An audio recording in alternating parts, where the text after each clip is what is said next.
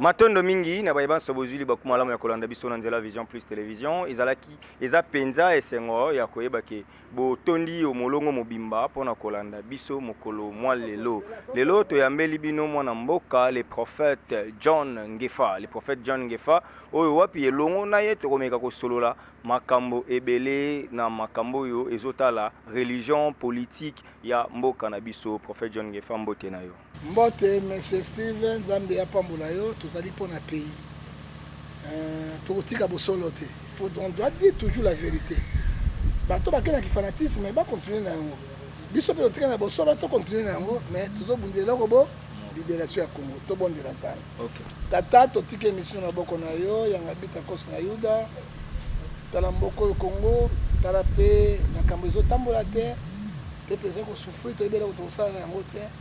Boko nango nyesa na kati na biso sunga ao bakufa na kata este sunga mboka na biso sunga pe ba diaspora bango baboko na biso balesa na biso basunga na biso troisième vague ya coronavirus esinda kati na bango te epamie bango na kati na danger bakoma na tata pe na mwana na molimo santo amen. Amen. Prophète Ngefa ya liboso kozaka mosai na Nzambe na yino na simba mwa côté religion lelo centenaire ya naissance à Simon Kimbangu oyo pe ekamwa bulu yeki bamisu babarate ya Yesu mais pas bami ba moindo bamisu babate ye moronde Yesu ye moronde Nzambe lelo quand même depuis 1921 abotama lelo 2021 ko botama na eko kisi 100 ans et za feti munene na niveau ya nkamba yo nanga toza awa na Kinshasa réaction eroza nini lokwa mosanza. Bon, merci mingi ndeko Steve bato mingi boye ba pe Steve rapé mosai na Nzambe. Parce qu'à la mingi casquette, il y a journaliste, mais au fond, il est aussi servante, servant, parmi les disciples de Seigneur. Alors, on a dit parce qu'on a mingi verset biblique et m'a commis parce que Azana Kati Nabiso et Longo, Kolo, vraiment, Yesu Masia, Nzambe Naboule, Azwa, le Kum. Il y a mi balé. Ezali bairero basi oyo kibangista sala. Mais c'est moi Simon Kimbangu atika ki église Kimbangiste. Fondateur azali une idéologie ya église Kimbangiste. Mais sikoyo Simon Kimbangu azali catéchisme protestant. Yango mona ke bango ba utilizaka pe mokanda na Nzambe oyo. Wana ba oya centre. Oya centre ba utilizaka mokanda na Nzambe oyo. Maintenant mokanda na Nzambe oyo tomoni nulle part. O Simon Kimbangu azaki Nzambe. Tomoni nulle part. O Simon Kimbangu fit les prophètes. Lokola mokanda na Nzambe, les plus grands prophètes en Afrique. Ndenge mokanda na Nzambe. Et koloba na biso na Ephésiens 4:11, il a donné les autres comme les apôtres, les autres comme les prophètes. Hein? Un prophète c'est un prophète, c'est un ministre de Dieu. OK. Ye Azrakinde prophète. Donc Mosali Nzambe. Il prêchait au nom de Jésus-Christ. Il faisait les miracles au nom de Jésus-Christ. Mais tant que Kimbangu a koufi akei, fondateur de l'église Kimbangiste, c'est Koutino, ni papa Diangenda Koutima. C'est lui, avec Vandisa. Église Kimbangiste. C'est la EJCSK. Église de Jésus-Christ sur la terre par son envoyé spécial Simon Kimbangu. Yende aiko vandisa yango pe azui ba idéologie. Bandeko na ye nde bakamati Simon Kimbangu Nzambe tata qui sont lesquels na dialumana Nzambe Saint-Esprit. Or que a na Bible obi na Matthieu. Et pe si biso na Matthieu 19 verset 28 et l'obi était aller prêcher. Aller partout dans le monde. Non, aller prêcher. Je rappelle ça yango. Matthieu 28, yango 19. Totanga yango parce que ndeko Steve na lingaka mokana na Nzambe et parce qu'il y a une constitution. Constitution na biso et loba pour être ebikisa ba na Nzambe. Matthieu 28 verset 19. Allez faire de toutes les nations les disciples. Baptisés au nom du Père et du Fils et du Saint-Esprit. Enseignez-leur à observer tout ce que je vous ai prescrit. Et voici, je suis avec vous tous les jours jusqu'à la fin du monde. Mais Bible, bango betisa kango. Jamais na monaka Kimbangu Nzambe tata Yangenda Nzambe mwana Dialongana. non. Je n'ai pas vu ça. Kisolekele na moni yango te et na ki okota na bakisa te. To ni disons quoi? To ko célébrer biso so ko anniversaire ya prophète na biso Moussa Inanza. Nous ne sommes pas contre. Parce qu'on dit en Afrique bagimi balé na Congo yena John Marang na Zimbabwe. Bon, John Marang na Zimbabwe, biso ba John ngefa pa to ni to za ebele. Ngai dimanche oya Pâques na célébrer ki ni nangai anniversaire nangai. Yango tolobi ete tozana bakimbangiste longo parce que papa Simon Kimbango il n'est pas Dieu, c'est un prophète, un serviteur de Dieu qui a utilisé alors 100 ans na 50 ans na le coup gloire revient à lui, à Dieu seul. Mais avant tout les keloko yo na mona ba koma des tendances misusu ba lobaza prophète misusu ba yende nzambe neti bato vuvam ba ba indo bola muka faut telemera ba boya Yesu babi nzambe na wana za pona mindele ya biso ba moindo lokwa yondo vandi boye il faut ndimande kimbango wana ezali idolâtrie, blasphème contre Saint-Esprit. Et là comment que l'axi biso ate Simon Kimbango nzambe so kazaki nzambe ba kokomela biso na kotanga na Isaïe 59 dans l'Ancien Testament, pas dans le Nouveau Testament. Que dit la Bible na kat na mokanda na Isaïe 9? Parce que toloba na jui na Nouveau Testament te na jui yango na Ancien Testament. Pe na kamatela yo na kamatana na jui yo na kat Nouveau Testament. Isaïe chapitre 9 verset 5. Un enfant nous est né, un fils nous est donné. La domination reposera sur son épaule. On l'appellera Serge, Steve, l'admirable, conseiller, Dieu tout-puissant. Père éternel, prince de la paix. Balobi Yangoua. Namoni que Simba, combien de Simon Kimbango, il fit un admirateur, prince de la paix. Yewanen Zambé, non, ça c'est l'idolâtrie. Donc, dans le Nouveau Testament, parce que tout ça, tu es bisabato, tu es longwana kata égarement d'esprit, parce que Dieu va nous juger. Que dit Matthieu chapitre 1, verset 21 à 23. Elle enfantera un fils. On lui donnera le nom de Jésus. C'est lui qui sauvera son peuple dans les péchés. 23. Voici la vieille sera enceinte. Elle enfantera un fils. On lui donnera le nom d'Emmanuel qui signifie Dieu avec nous.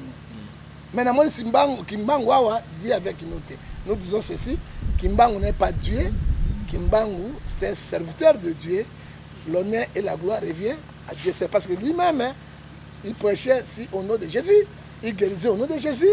Et c'est la Bible Oyo. Bible catholique. Voilà, c'est Simon Kimbangu Oyo Lelo Bazo célébrer centenaire de naissance naïe. Selon le prophète John Geffe, selon les Écritures, donc on peut les considérer comme serviteurs de Dieu, que Dieu a utilisé puissamment. Mais déjà, au moins en plein Kamba Nouvelle Jérusalem et comment au moins que na centenaire ou même mokonza mboka kei ba kondignon so ya Congo ya minene ba ministre ba nani ba kei kuna pona ko célébrer loko oyo c'est quand même quelqu'un c'est totalement bien c'est que église Kimbangi c'est moins influence et belé la politique non église Kimbangi c'est une influence Kabila l'équipe de avec église Kimbangi église Kimbangi c'est une influence makas au moins une influence sur les même une église un parti politique moteur dans la population est belé ba chrétien belé dans la force. Mais il y a 3-4 de force. Il y a un moment où il y a des gens qui mais nécessairement en tant que chrétien, n'a pas si bon anniversaire, n'a pas Simon Kimbango, il un grand prophète en Afrique, parce qu'il a des prophètes majeurs et des prophètes mineurs. Il y a un grand prophète en Afrique, et puis dans le Congo démocratique, mais dans le Congo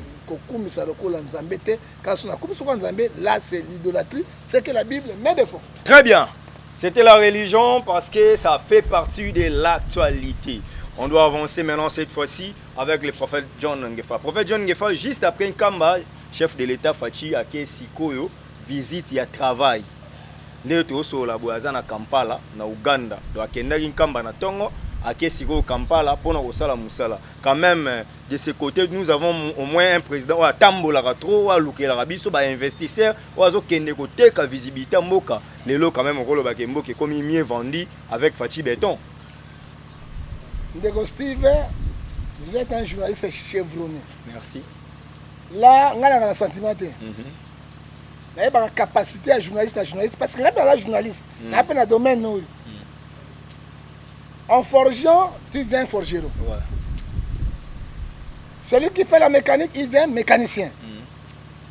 soki olingo kenelo ko wana Serge to bandaki na nzambe Sylvain na boyaka parce que toko beba na muke nalinga ki fanatisme te parce que la Bible me défend na Jacques chapitre 2 verset 9 la favoritisme tu es comme un agresseur. Depuis Pachi Abandi Mosalaka premier jour à Zouaki, il a fait combien de voyages? Kabila a tiki 3 milliards 885 millions de dollars dans la caisse de l'État. Et s'il n'a pas voyagé, Fachi, hein? Peuple a bénéficié. Il faut dire la vérité. Kabila le père a commis Awa, Batoua Somobutu va vider banque centrale, 0 rond. Kabila le père a coûté 0 rond. Abundi dans 3 mois, foutu bateau $100, $100. Asali service ya bilanga, basali service national, basango bateka bafuta basoudan ba fonctionnaire. C'est un président, européen ça m'a applaudi. Parce qu'il a coûté de l'autre côté. Kabila a laissé, attends Moïbi à Kabila, Makambo à Kabila, 3 milliards 750 millions de dollars dans la caisse de l'État. Après 3 mois, Mbongo ceci à cause de ma voyage. Fatih, nous ne refusons pas, il fait son travail. Combien d'investisseurs au Congo pour le peuple congolais?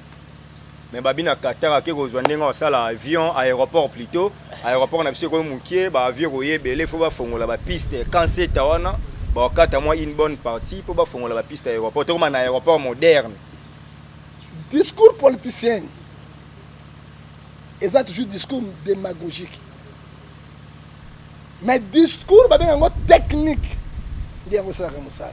Kabila Kei Aou, Atike Biso combien de projets Révolution de la modernité. Révolution de la modernité. Ce sont déshabillés Saint-Pierre pour habiller Saint-Paul. Grand discipline de Jésus. Frère Ngana na tembe lokola Matthieu. Namona Thomas. Na Thomas babeta Yesu sete. Omona ba madusu. Namona ba madusu. Na tia ngai moko musapina ndima. Omona mari mboke bongi. Mbonge bongi. Mais yo zo ba mboke bongi pourtant ngai bana tongo na leta lipate. Mais yango na bisu sineza omona mboke. Mboka bonga Steve. Toli ata 2 fois par jour.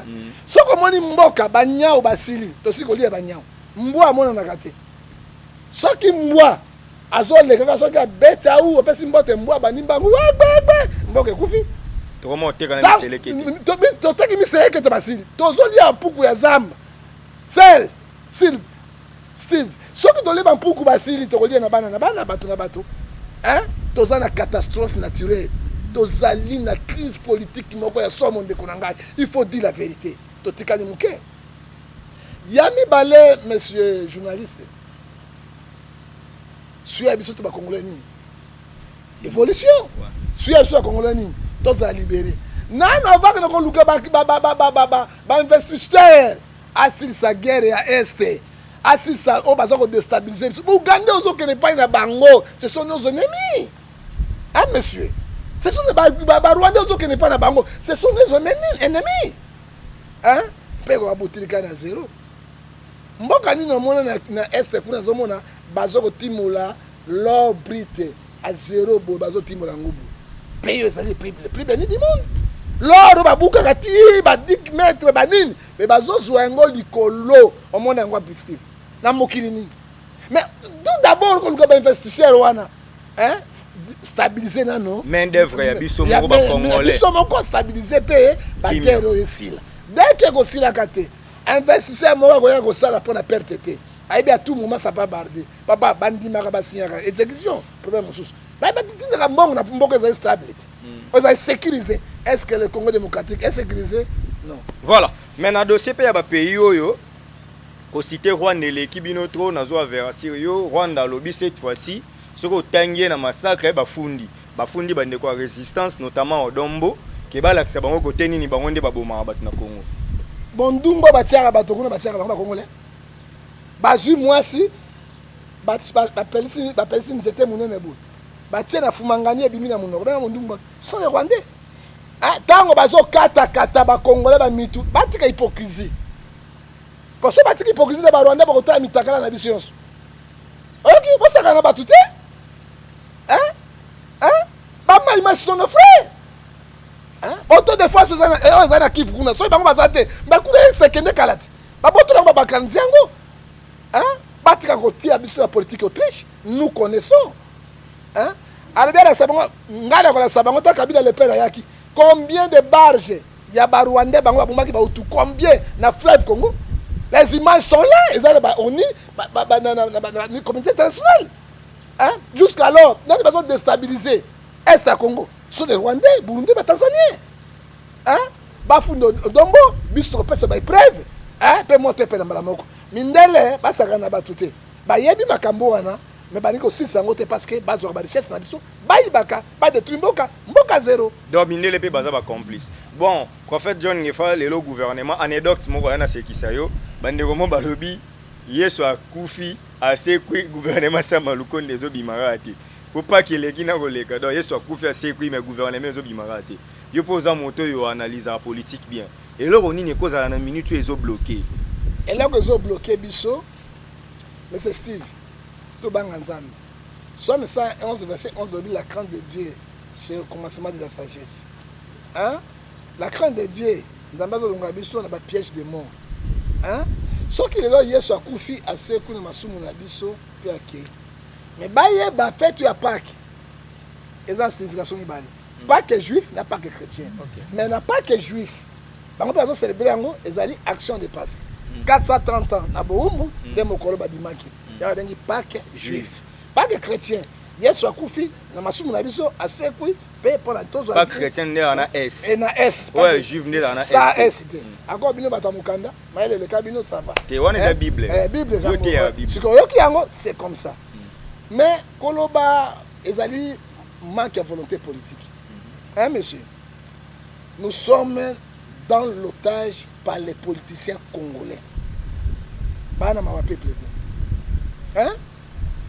Ça maluko nga vandi kuna na pepe oyo Ilunga.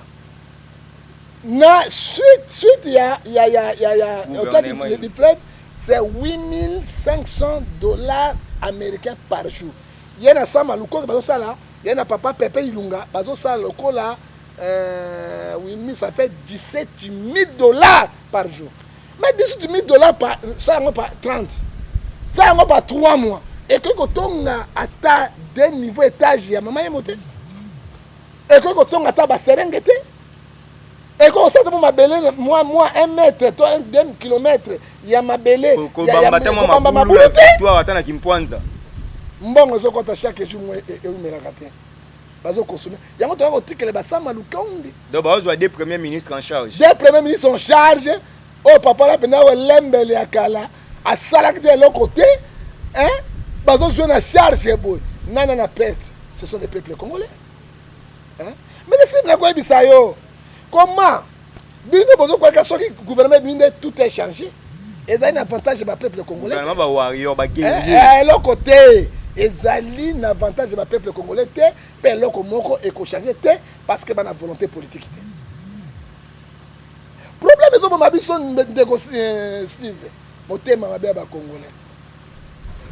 Ah bato bali akaka bourgmestre, gouverneur, ba député provinciaux, député national, ba ministre, ba sénateur, ba bateau bazo wana l'état minene wana c'est eux les bénéficiaires. Les petits peuples. Ba petit peuple nyonso na ba soda et l'autre côté. Est-ce que biso toko yana mboka pa kotika bato?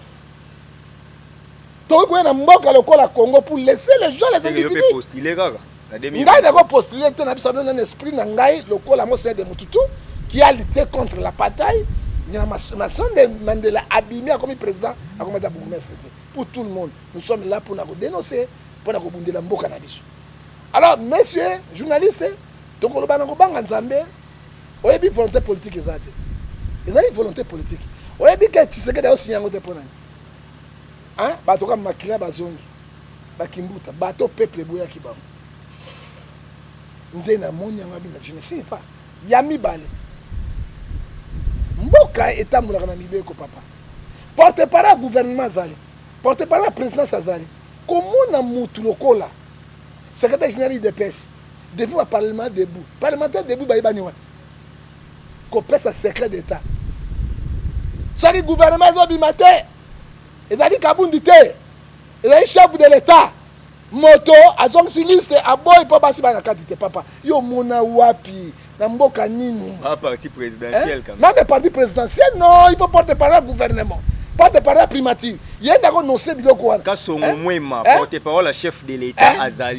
Azali na kati, il y a un noncé biloko wana. Ce n'est pas secrétaire général, il y a des personnes qui peuvent le faire. Azali ba bien ngoni. Excès de pouvoir. Excès de pouvoir. Excès de pouvoir et zalakate. Alors bibino bossa politique à haine, bolingi nde bangote. Non, tout ça politique à haine ndeni. Politique à haine, so bossa malamu to kobeta maboko. So bossa malamu te peuple na katité to kosala ni. Baloba IDPS na pouvoir opposition aux alataires. Bozangi ba argument, botikali ka na ba émission, ba na posa pe bo bimaka pe, bo mobiliser pe batinde bango ba mobiliser pour peuple aza mopanzi wana. Tango bazo mobiliser bato. Bato baza ko kufati. Eloko bino konayo Kabila lo bozo tinda bato pona.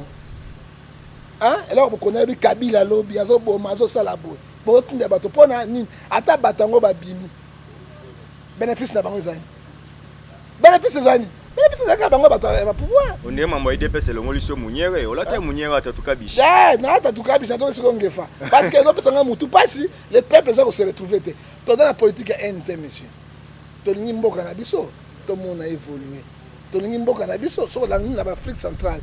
Ezali 5e pays le plus pauvre du monde. 5e pays le plus pauvre du monde. Même Éthiopie, Azali Bosonabiso. Brazzaville, Azali Bosonabiso. Babenadeshi bamboko mona kaba ba mindele wana lati ba nyao boki na mai moi boye ba pauvre wana après bamboka wana c'est Congo démocratique. En Afrique le premier pays le plus pauvre. Ta niveau. T'as le niveau wana papa en Afrique mais quand t'as na vie mondiale. À niveau mondial, le pays le plus riche du monde, réserve mondiale, il y a matière première, c'est Congo démocratique. Paradis terrestre. Paradis terrestre, c'est Congo démocratique. Si le paradis terrestre, article 59, il y a 58 de lobby, matière première. Oh, ils ont pétrole, or, cuivre, NZT, diamant, maille. Il faut partage équitable. Il y a peuple. Parce que le peuple, ils ont un bon. Voilà. Mota comme il est le secrétaire général, lobby, ministre, lobby, azuba milliard. Président, ba milliard. Mais peuple, oyo. Oyo, bazo bundela bino. Et t'as la connaissance de Zanango, le koula ba nyama, na kati ya zamba. Ok. Prophète John Ngefa, le gozo be tapé ma solo, en oboye, kasi, bandeko na assemblée provinciale ya Kinshasa, ba salaki motion, ba honorable Mbonzi wa Mbonzi, ba Mike Mukebai, ba honorable député Belé. Balingaki balongola Godem Poi baloba zo gérer mabe mais nde tozo sola boye Godem Poi lobby ba député sous ba côté lié 33 députés pour na Godem Poi atika la président na bango donc nde toza boye Godem Poi azaka président assemblée provinciale monique démocratie et fandi bolingo benga na mutu ba tunaye ba côté lié démocratie vandité ezali mboka ya corruption ba député corrompu omoni ngana lingi to la politique moko lokola conseiller, il y a président, il y a matière, il y a technique, il y a stratégique. Lokola Didier Chimanga. Didier Chimanga a continué la politique avec l'argent. Didier Chimanga, ah ok. A continué la monde, a continué la pauvreté. Donc Didier Chimanga est président de Motema Pembe, a président, vice-président de l'Insens, Ndenga Zosala ba monde, Tolingi Batu Yabu. Comme ça la politique, il y a pauvreté. On va d'ailleurs, si les députés vont continuer. Pas de moi 25 000, $, 25 000, 25 000, 10 000. Viens au Koyate. Et dans la province, est-ce que ville à Kinshasa est tombée? Rien. Au moins Kimbuta. Quel est le loyo? Au sommet, ça va. Au sommet, on peut se député, mais à zéro tonga quand même, opération qui ne peut pas être. Résultat de une poubelle et sous plus. Ça dit quoi? Nous refusons les députés corrompus.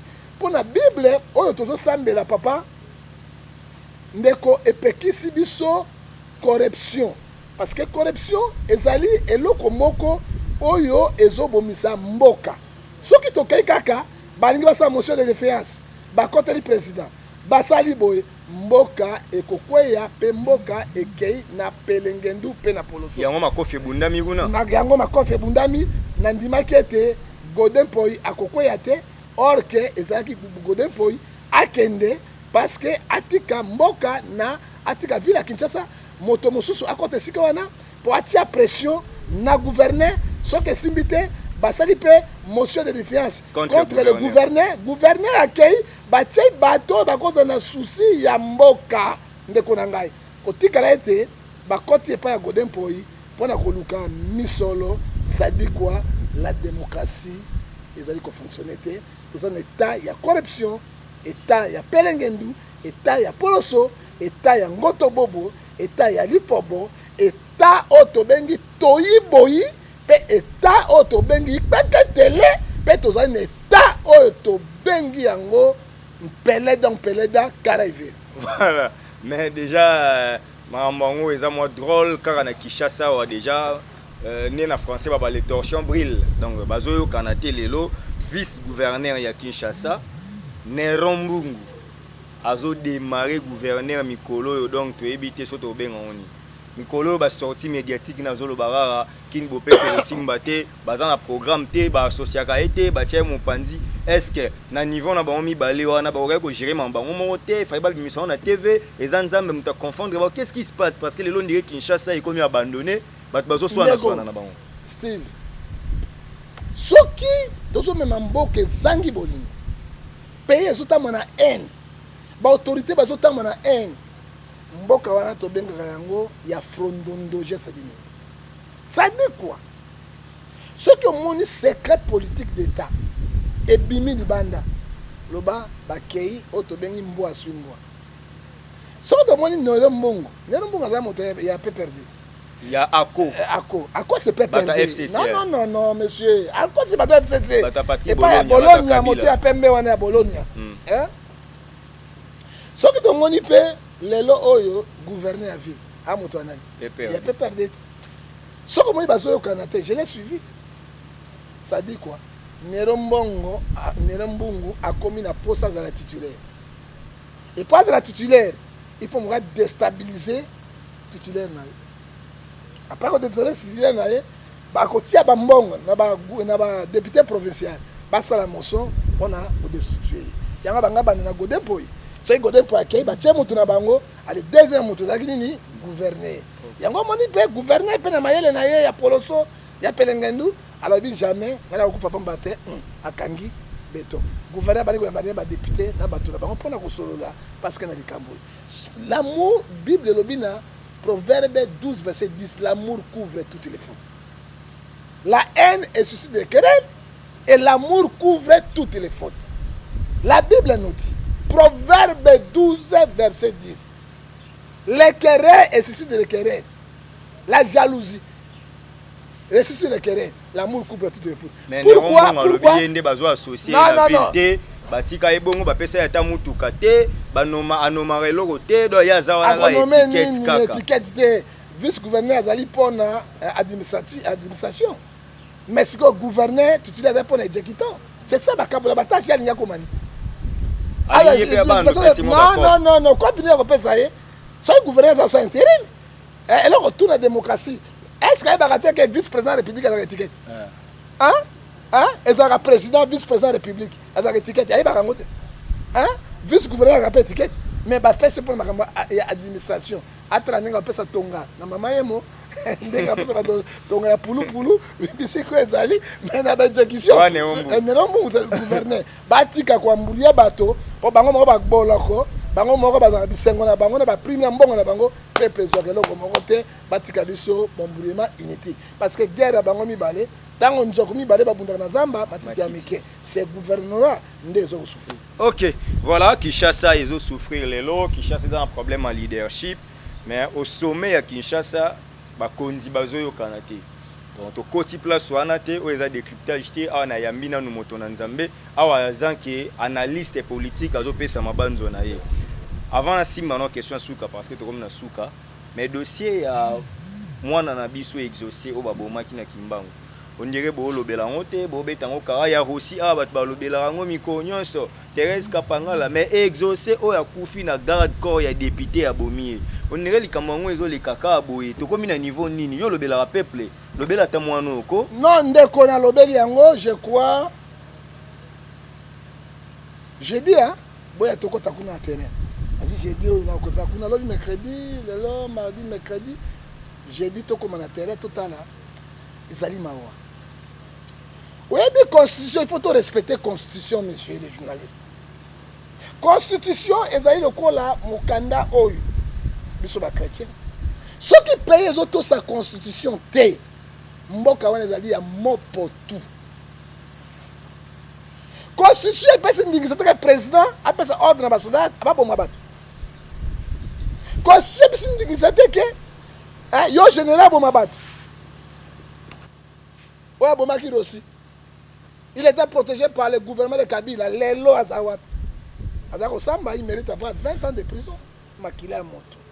Apocalypse 6, verset 10.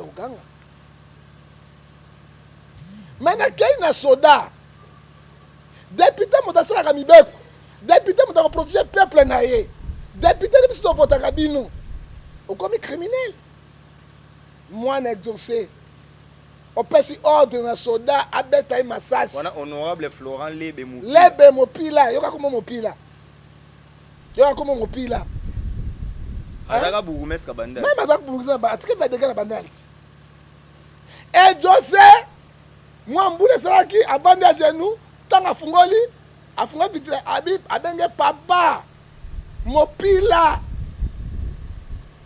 Papa Njobi Mopila. Yo za kuluna mais soki za kuluna mais tika force de la loi bakanga bango bakenda qui le droit après si ordre na soda bête masasi abete donc c'est pas soda makila José kangi bino na kingo tozai kono baboy article 28 de la constitution le biboy lors des mal donnés il faut qu'on refuser yango. Lors de l'assassinat au robot Yango, il y a des détournements au robot Yango. Pourquoi?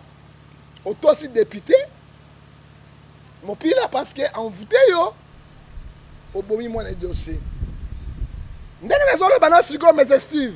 Nous sommes des parents. Et José, bakamati ye batiena kati ya kakokol. Et José baniko pola. Yango to sangi na mama première dame Maman Nyakero to sangi na mama Olive bozali ba mama okamatane bembe dossier bo tiango na 50 parce que abandi kopola et bato tout bazo kenda kata famille wana ba José et pas toujours beaucoup ta maman ezali na Kimbangu 12e mairie numéro 14 ata et des osale maté banela no adresse ezali na Kimbangu 1 na 12e mairie numéro 14. Soki député qui kuna na basi kuna basuka kaka et si li kaka ndenge wana ba le l'arabe ba pesa solution ba pesa solution te bande kona ye matanga za wana solution à l'été zate. Nous disons ceci, nous demandons au chef de l'État d'intervenir lui-même comme le premier juge et le premier citoyen. Nous demandons aussi au procureur de cour de cassation, l'article 67, va convoquer député wana, va l'immunité na ye, va kosambisa ye wana na Kimbangu parce que oyo mosusu asala yango te. Ko aza auteur intellectuel. Auteur intellectuel, yende mutaki yango, yenda luki assassinat mwana wana. To sengi na bato nyoso mitema malamu, bande ko ngai.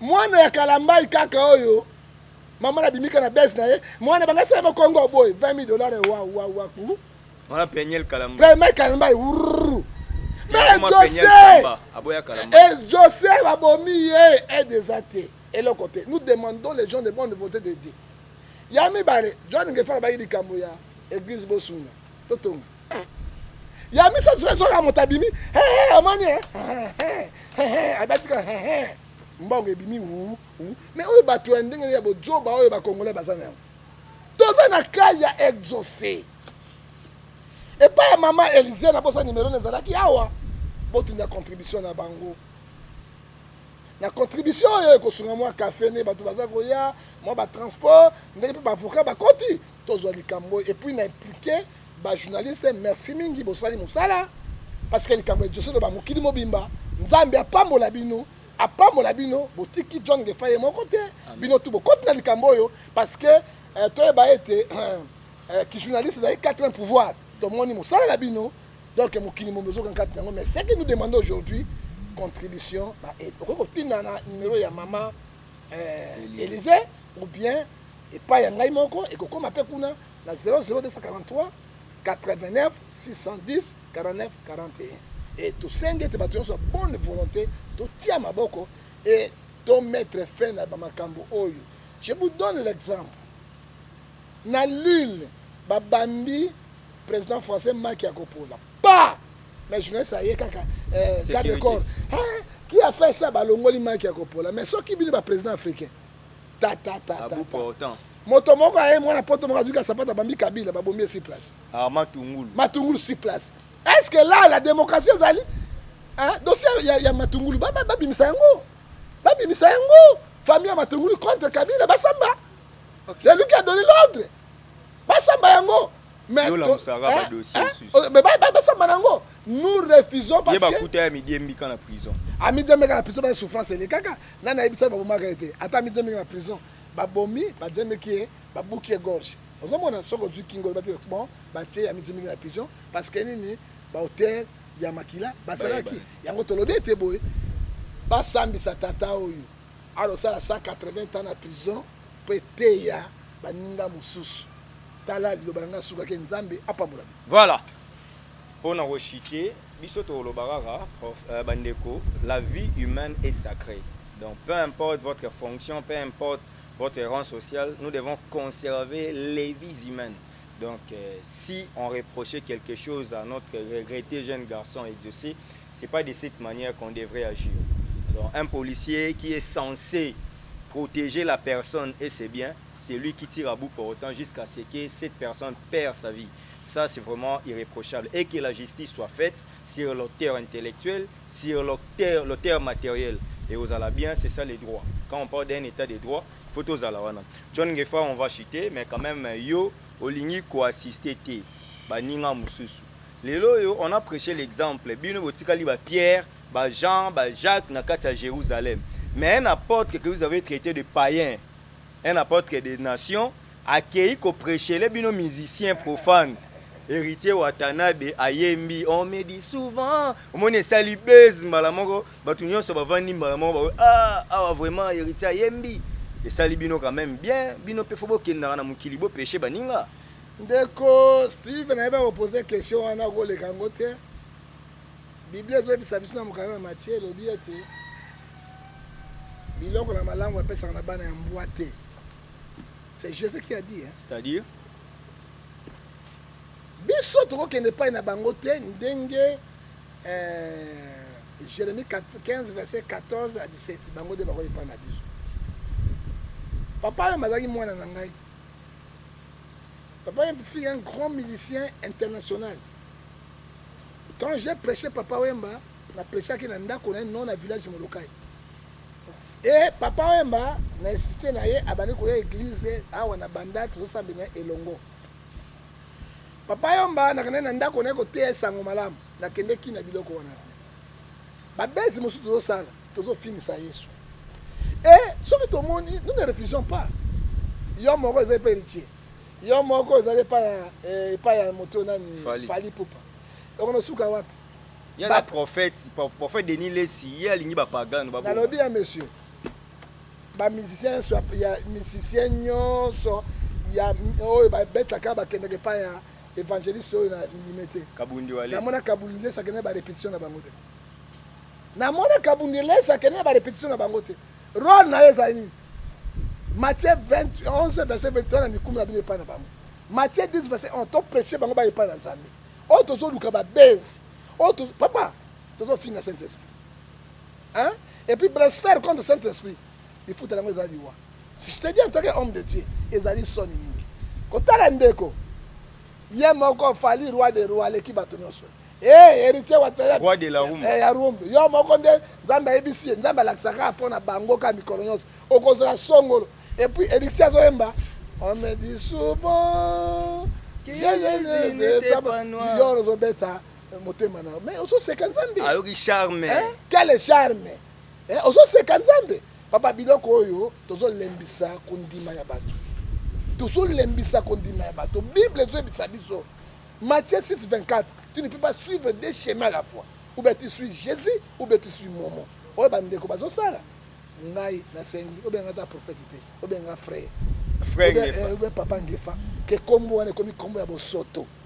Que komi combo moko zangi tina. Mais abe koko pe bando ima banzimba papa ima na ba mess. Aboko ko nani? Azo kitiste. Bango na bangoti. Yoka si bango wane. Abe koko ebisanga ini. Mais oui, ayelongola pe bato ba biloko ya nini wana, il était ami de Papa Wemba. Ceux qui adoraient Papa Wemba comme Wemba Nzembo, là il a un problème avec Jésus-Christ. Ah, prophète John Ngefa.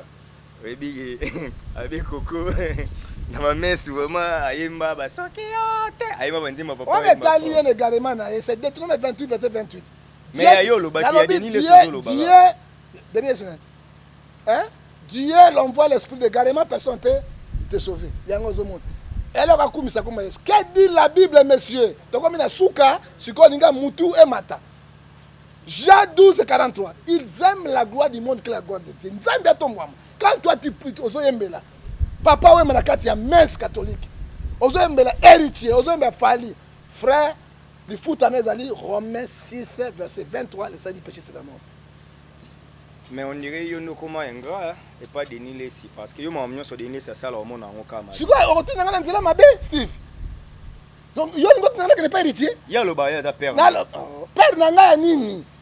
Oh, n'a pas passé à H de nous. Oh, moi, je vais me soucier beaucoup pour me dire, hein? N'a pas père n'a dans une association moko, confession, il y a une AJV. Il y a une arche de Noé. Il y a une RSA. To Sangani, to une confession religieuse. NRC. NRC, il y a plusieurs églises de Sangani. Et puis, c'est structure nango. Pas tous les Mikanda. Il y a ce évêque président. Même si on a évêque président, si on a Tengami. Tous les gens de grâce à la secrétaire générale. On se remonte. Ce qu'on a à la télévision, Nandimi. Par idéologie, on se Nandimi. Na wangani yangote, parce que na wangani zali yanga. Mais tant qu'il y a Kenan Zela na ye. N'a pas Kenan Zela na ye. Le reçu aura pas qu'il peut en arrêter héritier. Azonga na nzela atika biloko wana ezopesa bana nzambe malamu te. C'est à soka zongi to sisi. Na ebe na ngaka après matanga o mambo etele mara. Etele mi ebele pa ye moto. Hein?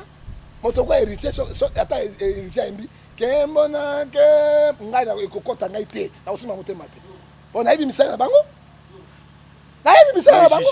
Na juger de na yebi bango. Na yebi bango. Papa et ma fille, mon fils spirituel. Il était un croyant. Un chrétien non pratiquant. Il croyait à Jésus, mais il ne pratiquait pas ce que la Bible disait. Le papa est bazar. N'a pas cette vérité. Tant on dit mais il y a ce qu'on met là au sika. Tika mo kilizonga. Aujourd'hui papa est bazar. Il était un chrétien non pratiquant, un croyant non pratiquant. Na bomba qui ngote. Papa m'a ngaka faire une version biko kende teje na mona déjà kufi. Ba besoin de l'homme ne mobile. Ayokati. Alors, papa a 180 000 awa, il y a caché dans l'angai. La Bible ça diarrhée, il n'y a aucun seigneur. Il y a besoin de diarrhée. Pas diarrhée, mais on a avion. Ayoka Kangote, Asuka Boni, Romains 6, 23, le sadi péché, c'est la mort. Attention, Zambia a bomi Moïse. Agobi qui s'en monte, moins de verre. Parce que également, tout ce qui est nango, c'est faux. Je ne suis pas contre Denis. Hein? C'est mon frère. Hein? C'est mon frère là contre été, dans un contre-système. Et là, on a eu. À la Kissi Makamone Polele, chapitre 3, verset 18. Mais plupart des prophètes volent dans la télévision, ce sont les marabouts, les charlatans. Mais il y a la Kissi position est claire. Alors, les prophètes il y a Bilamba, dans Matthieu 7, verset 15, Tokotika Bangote. Il faut que bimisa bango polele, to décourager bango, na ba escroquerie. Bango ba mona kakak, ba mona kakak, ba mona kakak. Pati ya vérité. C'est ça l'escroquerie, namachi, et quand il y a dans le domaine chrétien, il faut tout décourager bango, baïdési, et quoi pour la balle dans Zambé, babik. Et moi je t'assure aujourd'hui, conclure la prophétie la plus excellente, c'est la parole de Dieu. Nous, on doit être comme les chrétiens de Béré. Oh, bah ça là, vérifier l'écriture. Non, kaka, maman, Nzambe baïbi singa, baïbi singa. À quoi ils sont calés sur l'autre, coupés au lati, et là qu'on lit qui, ils ont congélaté. C'est de magie. Yo croire na yango, c'est que dit la Bible, Matthieu 24, verset 24. Hein? Au croire na yango, si ma aïgo scroqué yo, si ma comme botambula na yo, si ma comme botre moisi.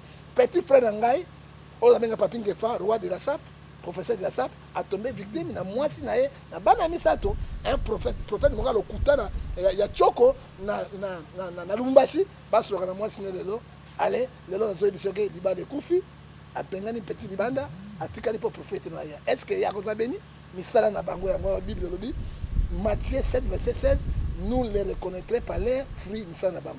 Loi na journaliste il faut que décourager bango parce que bakosa bana na Nzambe na escroquerie et surtout ba pasteur mingi boyambaka bango ba prophète mingi boyambaka bango na yebi bango ce sont les charlatans bato lokuta bato kiti bato kisi na Angola bato kisi na Brazzaville bakay na Vodou na Benin bazu yango bazu sous formation basangisi yango pour bakosa bana na Nzambe.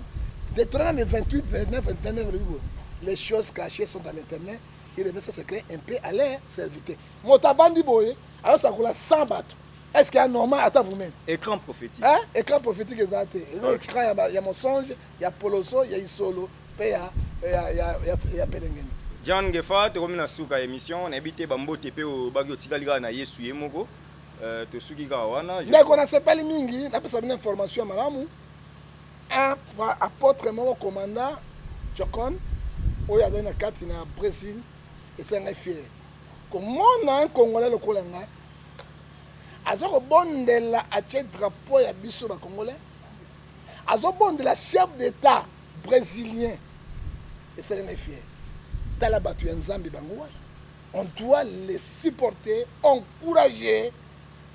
Président brésilien, un président têtu, président militaire, condiment africain, Asimba ye, abonde drapeau na ye, commandant Jonkon. Hein? Apôtre na kati na Brésil, c'est Nzambe à féliciter. Comment on a les sous prophète na kati na Afrique du Sud, toujours na Johannesburg, oyo to bengi prophète Fizolongo, liso likolo liso, misala monene azoko sa na kati Afrique du Sud ko défendre doctrine chrétienne, Nzambe azwa lokumo. Et puis azali bureau monene ya commandant Jonkon na kati na Johannesburg, Nzambe apambulai. Comme on a un grand apôtre, lokola, Nangola, Oto Bengie, papa on a bossé comme on a Pedro, papa Pedro, Nakati Angola, Nicolas Belego Bengate comme Peleki. Zambe apambola ye. Merci. Comment on dit? Elias Pedro, tala. Kopambola ma lokola papa Kelani Pata. As eu pension à quatre églises, pas d'église de pas moula. Le cola papa, Otobengi Barouti, Kassongo, les meilleurs pasteurs de pasteurs, Kolo Pambolaye, Oyanzame madame, comment on est nani? Aïdine. Non. C'est qui papa Oyasaka, cinquantenaire là, Nzambe à Pambolaye, Sita Luemba. Ce sont les modèles. Batika Lignonso, Bazali Bapelengendu, Bapelengendu, Babunzi Nzambe. Bakotsi magie, bakotsi mote bapaya, ba ikombrouiller bato pona ba intérêt na bango. Alors na pesi mote mingi na mama nanga le kibasinyo suma kitoko na mokili, mama batondoko edoxi na kati na Genève ko la pambola ye et na pesi mote na papa Ngefa Barthélemy Motodua ancien boga na kati na Genève na pambola ye na pesi lisusu mote makasi. D'abord, tu vas dans le confinement, pèse l'oko, voilà. Ok, il faut pèse l'oko, pèse l'oko. Wana ne idéologie. Toza koyemba, toza mone l'oko te confinement. Ata papi ngefa, pèse l'oko confinement. Ok. Mais ka bijou ngefa, bala mongala okelengali bala ngefa oyo kanini, bijou ngefa oyo kanini, nyomi titi. Voilà. Babi kabala otobengi mamane gaisola ekpakpa sukola biso pour ma kwanza elongwa kolo apangola bino soko lingo zwa ngai 00289 610 89 610 49 41 okozwa ngai na kobondela pona yo na koyebisa bino vérité ba faux prophète bazokusa bino ndeko yokanga na biselo komo na biselo komo pona kosukisa bandeko na ngai Osée 4:6 okomona mwasi mosusu ayeye papa prophète nazobota te yo ignorance abandi kozwela yo ozobota te namonaki mama na yo noko na yo basangisa bazwa makila na yo batia na se ya nzete mpo obota te tukle kwa na yo obosanaki ntango ozalaki ndumba molaso ya leto olongo azemi komi na ntango olongo ekate esangi bana mwasi mosusu suka na bana mibale mais sikoyo bana yango kozwela bango wapi eti croix da terre prophétie tokodéveloppe yango moko mosusu silive koya todéveloppe na faux prophète tokebisa bana na nzambe mikolo oyo toza na bango parce que tozongisa bana na nzambe na nzela que Dieu vous bénisse. Merci, c'était les prophètes du peuple, les prophètes John Ngefa. C'était un réel plaisir de les recevoir. Boyebi ke yesoka ye makambo yaka parce que aza muto aloba na franc parler. Vraiment un grand plaisir ya oyeba ke bozaki belé Odette Lessa la Mégane depuis Switzerland. Merci Nayo, merci à José Moulumba, le beau gars de Birmingham, Père Louis-Marie de Jésus. Donc on a fait confinement solo là. Ah mais oui hein. Donc merci à l'assistance. Jérémy en confinement. Merci à l'assistance de Janine Kalanga, donc, la mère des triplés. Là, j'étais en direct. Voilà, Starlily m'a été à la réalisation de cette émission. Et voilà, c'était un réel plaisir. Merci à tout le monde qui nous a tenu compagnie. Donc, Rémi Bobois, ouais, Rémi Bobois, les Calvites. Donc, il y a déjà Libandi Limien à 22 ans. C'est que Mamatro, pasteur Fiston, la précision son beauté. Bozawana, tokutani mbala ya sima, bandeko balanzi, puissance ya liloba, eleki ya lisasi. Mi bundela. So mi bundelite, mto bundelo azate. Botika na kimia. Merci.